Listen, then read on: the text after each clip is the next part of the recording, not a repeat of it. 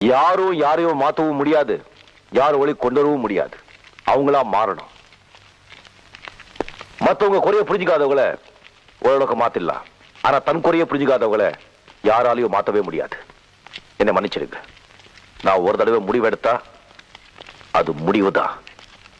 உங்க சாந்தி தேவி நான் கல்யாணம் பண்ணிக்க முடியாது. அவளால முடியும். உங்க அம்மாவை பார்க்க போயிருக்கா. எப்படியும் அவங்க கிட்ட பேசி அவங்க சம்மதத்தை வாங்கிடுவா. இது வரைக்கும் அவ நினைச்சதை அடையாம விட்டதே இல்லை.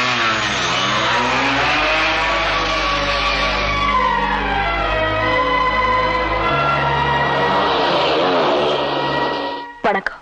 வணக்கம். நீ யாரம்மா? என் கம்பெனில தான் உங்க மகன் வேலை செய்யறாரு. அப்போ நீ என் மருமக? அப்படித்தான் நான் நினைச்சேன், எங்க அப்பா நினைச்சாரு, நீங்க நினைச்சீங்க. ஆனா நம்ம நினைப்பெல்லாம் உங்க மகன் மாத்திட்டாரு.